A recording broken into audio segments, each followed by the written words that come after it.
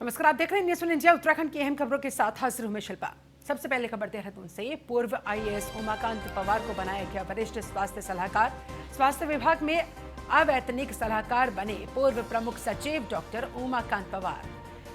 करीब 3 साल पहले वीआरएस लेकर आईएएस की नौकरी छोड़ चुके थे पवार। उत्तराखंड कैडर के आईएएस राज्य में प्रमुख सचिव के पद पर वो तैनात थे और एक बार फिर से उन्हें ये नई जिम्मेदारी, उनकी एक तरीके से ये नई इनिंग की अब शुरुआत होने जा रही है। स्वास्थ्य विभाग में अवैतनिक सलाहकार बनाए गए पूर्व प्रमुख सचिव डॉक्टर उमाकांत पवार। उत्तराखंड कैडर के आईएएस राज्य में प्रमुख सचिव के पद पर वो थे और अब उन्हें वरिष्ठ स्वास्थ्य सलाहकार बनाया गया है। ये नई जिम्मेदारी, नया दारोमदार उन पर। स्वास्थ्य विभाग में अवैतनिक सलाहकार बनाए गए डॉक्टर उमाकांत पवार। तकरीबन 3 साल पहले वीआरएस लेकर आईएएस की नौकरी पवार ने छोड़ दी थी। उत्तराखंड कैडर के आईएएस राज्य में प्रमुख सचिव के पद पर वो तैनात थे और इस तरह से उनकी ये नई जिम्मेदारी, नई इनिंग की शुरुआत होने जा रही है।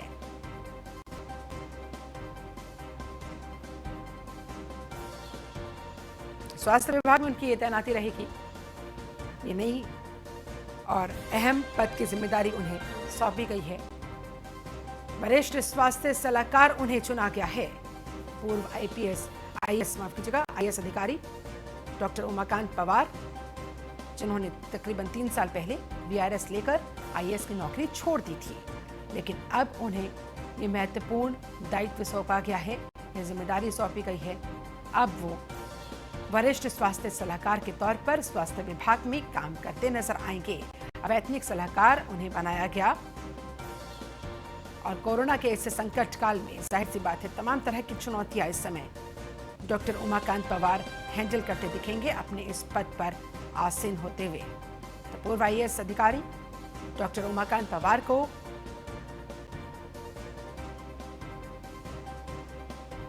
ये नई जिम्मेदारी दी गई है और अब इस तरह से ये नई जिम्मेदारी, नई इनिंग के लिए डॉक्टर उमाकांत पवार पूरी तरह से तैयार।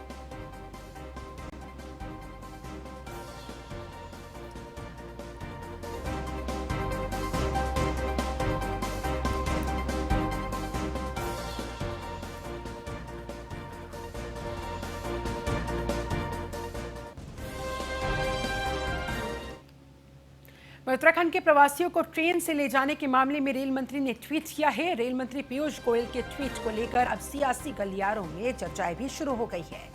गोयल ने पहले ट्वीट में सीएम त्रिवेंद्र सिंह रावत और सांसद अनिल बलूनी को श्रेय दिया। कुछ घंटे बाद ट्वीट करते हुए केंद्रीय मंत्री डॉक्टर रमेश पोखरियाल निशंक को भी श्रेय दिया गया। प्रवासियों को रेल से उत्तराखंड लाने के प्रयासों में निशंक का नाम भी इसमें जोड़ा गया। ट्रेन चलाने को लेकर निशंक भी लगातार उनके संपर्क में रहे हैं। ये बात पीयूष गोयल की तरफ से दोबारा किए गए ट्वीट में लिखी गई। ये देखिए उनके सामने, आपके सामने ये वो ट्वीट जो रेल मंत्री पीयूष गोयल की तरफ से किए गए। पहले अनिल बलूनी को और त्रिवेंद्र सिंह रावत को श्रेय दिया गया, उनके प्रयासों को सराहा गया और उसके बाद फिर तकरीबन 11 घंटों के बाद एक और ट्वीट पीयूष गोयल की तरफ से। भारत सरकार के वरिष्ठ मंत्री डॉक्टर आरपी निशंक जी भी लगातार मेरे संपर्क में रहे हैं। उनके भी मार्गदर्शन से हम उत्तराखंड के लिए ट्रेनें चालू करवा पाए हैं। ये ट्वीट पीयूष गोयल का पहले ट्वीट के तकरीबन 11 घंटों के बाद आया।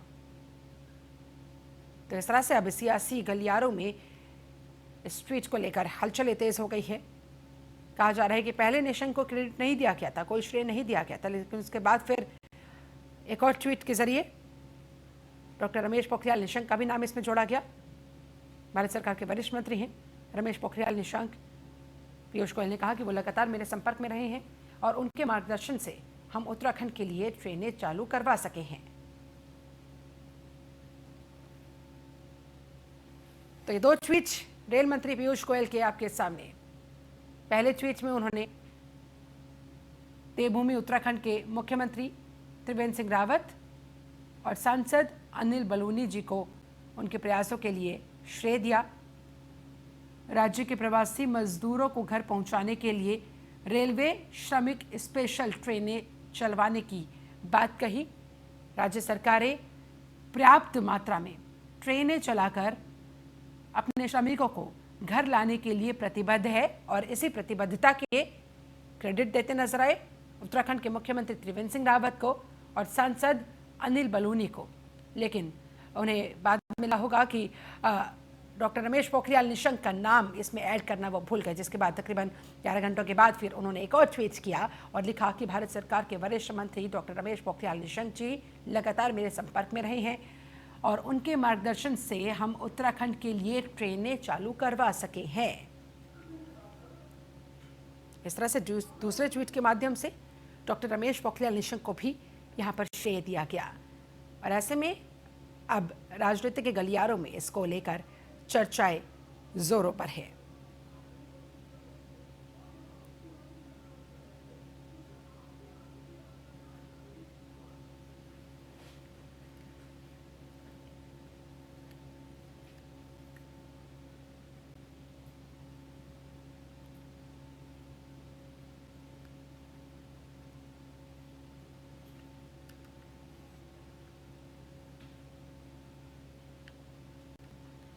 तो उत्तराखंड के प्रवासियों को ट्रेन से ले जाने के मामले में रेल मंत्री पीयूष गोयल की तरफ से ये बैठक 2 ट्वीट्स किए गए, लेकिन इन दोनों ट्वीट्स के बीच में 11 घंटे का अंतराल जरूर रहा। गोयल ने पहले ट्वीट में सीएम त्रिवेंद्र सिंह रावत और सांसद अनिल बलूनी का नाम लेते हुए उन्हें तो श्रेय दे दिया, लेकिन उसके बाद कुछ घंटों के बाद ट्वीट करते हुए केंद्रीय मंत्री डॉक्टर रमेश पोखरियाल निशंक को भी श्रेय देते नजर आए रेल मंत्री पीयूष गोयल। प्रवासियों को रेल से उत्तराखंड लाने के लिए फिर निशंक का नाम भी जोड़ा गया। ट्रेन चलाने को लेकर निशंक भी लगातार उनके संपर्क में रहे हैं। पीयूष गोयल ने ये बात कही और उन्हें भी क्रेडिट दिया और कहा कि उनके मार्गदर्शन से ये संभव हो पाया है, उत्तराखंड के लिए ट्रेनें चालू करवाई जा सकी हैं। तो रेल मंत्री पीयूष गोयल के ट्वीट को लेकर सियासी गलियारे में फिर चर्चाएं शुरू हो गई। पहले डॉक्टर रमेश पोखरियाल निशंक का नाम इसमें ऐड नहीं किया गया था, लेकिन बाद में फिर अलग से एक ट्वीट के जरिए उन्हें भी श्रेय दिया गया कि वो भी लगातार संपर्क साधे रहे, कोशिशें करते रहे।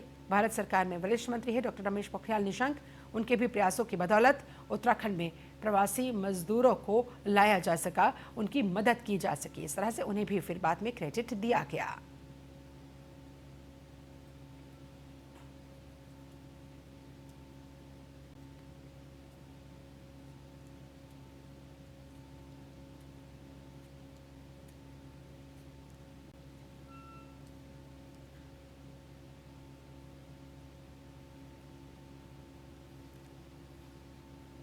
तो उत्तराखंड सरकार लगातार प्रयासरत है किस तरह से प्रवासी मजदूरों को मदद पहुंचाई जा सके। अन्य राज्य में जो मजदूर फंसे हुए हैं उन्हें स्पेशल श्रमिक ट्रेनों के माध्यम से यहां वापस उत्तराखंड उनके गृह जनपद पहुंचाया जा सके। यहां पर दरअसल पहले श्रमिक के ट्रेनों के माध्यम से इन तमाम मजदूरों को जो अन्य राज्यों में फंसे हुए हैं लाया जाता है और उसके बाद फिर यहाँ से बसों के माध्यम से इंतजाम करवाते हुए उन्हें उनके गृह जनपद तक पहुँचाया जाता है। और इसी कड़ी में रेल मंत्री पीयूष गोयल ने यह ट्वीट किए। उत्तराखंड में प्रवासियों को लाने वाली पहली ट्रेन देर रात काठगोदाम पहुंची। प्रवासियों के लिए काठगोदाम रेलवे स्टेशन पर 3 निकासी गेट बनाए गए थे और जैसे ही ट्रेन काठगोदाम स्टेशन पहुंची वैसे ही हर डब्बे को एक साथ न खोलकर अलग अलग खोला गया। एक एक करके लोगों को निकाला जा सका ताकि भीड़ एकत्रित न होने पाए और सोशल डिस्टेंसिंग के नियम का भी ध्यान रखा जा सके। प्रशासन और पुलिस के मुताबिक मैदानी क्षेत्रों के जो प्रवासी हैं उनको स्वास्थ्य परीक्षण के बाद उनके गंतव्य स्थान तक छोड़ने का काम देर रात में ही शुरू कर दिया गया था, जबकि पर्वतीय क्षेत्र के लोगों को सुबह से रवाना किया गया है। प्रशासन ने इसके लिए वहां पर 50 बसों का भी इंतजाम किया ताकि इन लोगों को इनके गृह जनपद तक बिना किसी दिक्कत परेशानी के पहुंचाया जा सके और इस बीच उनके खाने पीने की भी व्यवस्था की गई थी।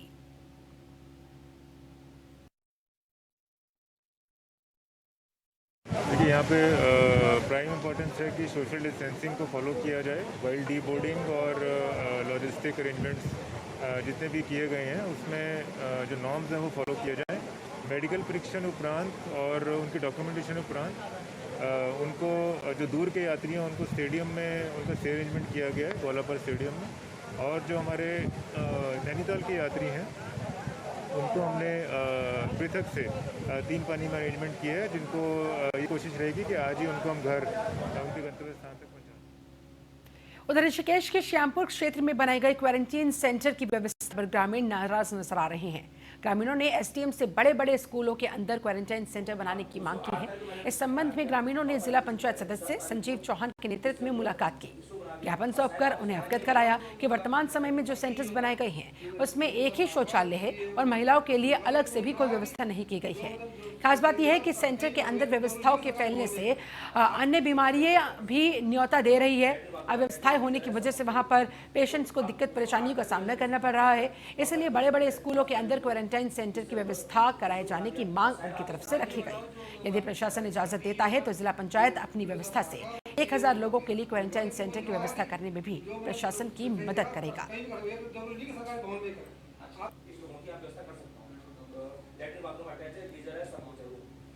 मेरी धर्मपत्नी श्रीमती रीना रांगड़ जिला पंचायत सदस्य है साहबनगर से, और मैं भी कई वर्षों से समाज की सेवा कर रहा हूँ। मेरा नाम रमन रांगड़ है।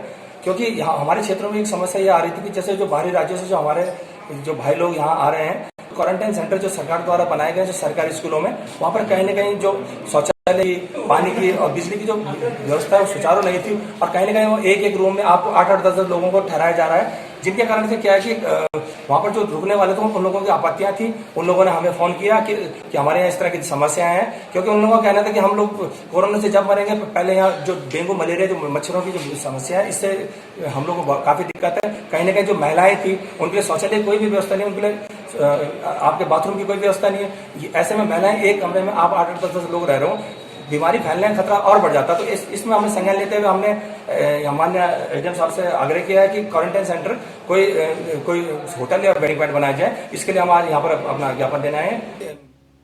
आज हमने माननीय एडीएम साहब को अपने क्षेत्र में जो क्वारंटाइन की एक व्यवस्था बनाई है उसके संदर्भ में ज्ञापन दिया, और आज यहाँ पे जो क्षेत्र में जो क्वारंटाइन सेंटर बने हैं, सरकारी भवन या पंचायत घर, सरकारी स्कूल, तो मेरे को कुछ लोगों ने बुलाया कि बोला बेटा, जैसे बुजुर्ग लोग थे जो 60 साल से ऊपर हैं, बीमार हैं, उन्होंने बुलाया, उन्होंने बेटा ये जो क्वारंटाइन सेंटर यहाँ पे बनाया है, ये आबादी क्षेत्र है। तो फिर दूसरा जो क्वारंटाइन में लोग हैं उन्होंने भी मेरे को आपत्ति बताई कि भैया इसमें एक शौचालय है और 10 लोग रह रहे हैं, और कोई जवान लड़की या कोई महिला यहाँ पे कैसे रह पाएगी। और वो बोल रहे हैं कि कोरोना से तो हम बच जाएंगे, मगर ये जो मलेरिया और ये जो यहाँ पे और बीमारी होगी उससे नहीं बच पाएंगे हम।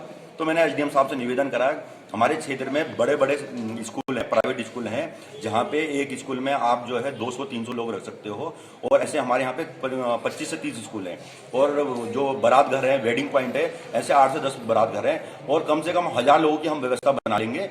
और आप हमको बस ये आदेश करिए, जिम्मेदारी दिए, 1000 लोगों की व्यवस्था मैं जिला पंचायत की तरफ से स्वयं करूंगा। तो इसलिए मैंने लोगों की सुविधाएं देखते हुए ये आज माननीय एसडीएम साहब को ज्ञापन। ब्रेक बाद स्वागत है आपका। खबर देहरादून से। विभागों में प्रमोशंस के लटके हुए मामले निपटाने के सीएम ने निर्देश दिए हुए हैं। सीएम के निर्देशों पर अपर मुख्य सचिव राधा रतूड़ी ने रिपोर्ट तलब की। शासन ने सभी विभागों से लटकी हुई डीपीसी का आंकड़ा तलब किया है और सभी विभागों को जल्द ही प्रमोशन की प्रक्रिया को दोबारा से शुरू करने के आदेश दिए गए हैं। आरक्षण के आंदोलन के चलते दरअसल लंबे समय से ये प्रमोशंस लटके हुए थे। कई विभागों में कई अधिकारियों के रिटायर होने का समय भी नजदीक है, ऐसे में इसे भी निपटाना है। ओबीसी जनरल कर्मचारी संगठन ने भी अपर मुख्य सचिव से मुलाकात की। उच्च शिक्षा मंत्री धन सिंह रावत का कहना है कि रिक्त पदों पर पदोन्नति जल्द ही होगी। इसके मद्देनजर संबंधित अधिकारियों को कार्रवाई तेज करने की बात कह दी गई है। इस तरह के निर्देश जारी कर दिए गए हैं।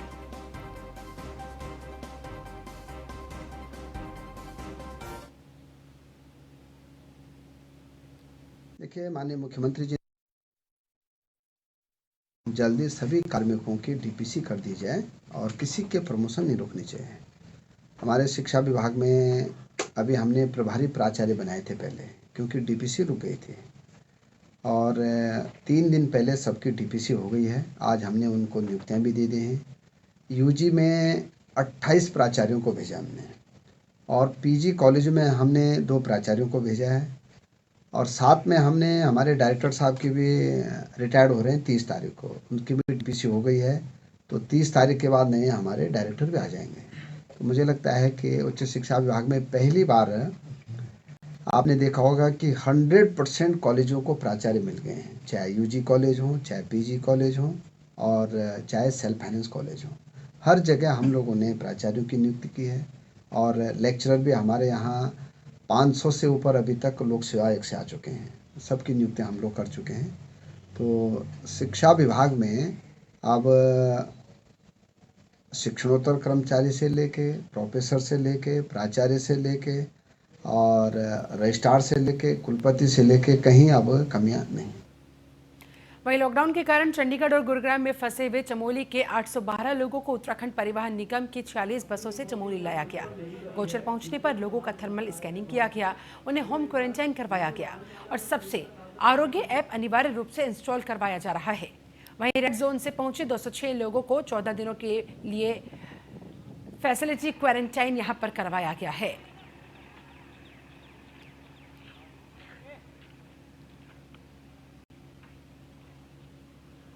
देहरादून और हरिद्वार से करीब 46 बसेस के माध्यम से 812 लोग यहाँ पर पहुँचे हैं, जिसमें से कुछ लोग गुरुग्राम से और कुछ लोग हरिद्वार डिस्ट्रिक्ट से हैं।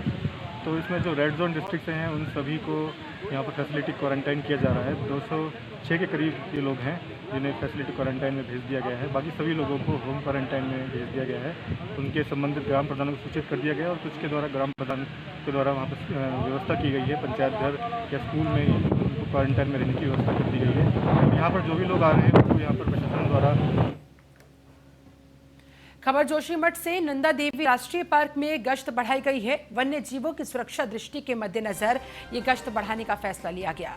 दरअसल जंगलों में ड्रोन और पैदल मार्च के माध्यम से गश्त की जा रही है, नजर रखी जा रही है। भारी बर्फबारी के बीच जंगलों का रास्ता अत्यंत खतरनाक है। जवान नहीं हट रहे हैं अपने कर्तव्यों से पीछे। ऐसे संकट काल में भी, मुश्किल परिस्थितियों में भी अपनी ड्यूटी पर तैनात नजर आ रहे हैं। ये देखिए भारी बर्फबारी के लॉकडाउन देखते हुए ज़्यादातर अवैध आखिट और अवैध पातन के संबंध में हम लोगों को द्वारा गश्त की जा रही है। क्षेत्र में हाई एल्टीट्यूड एरिया में पूरा स्टाफ हमारा जगह जगह पर टोली बना करके गश्त कर रहा है। और इसमें हमारा नंदा देवी नेशनल पार्क का मलारी क्षेत्र और लाता क्षेत्र और गौसू क्षेत्र में विशेषतर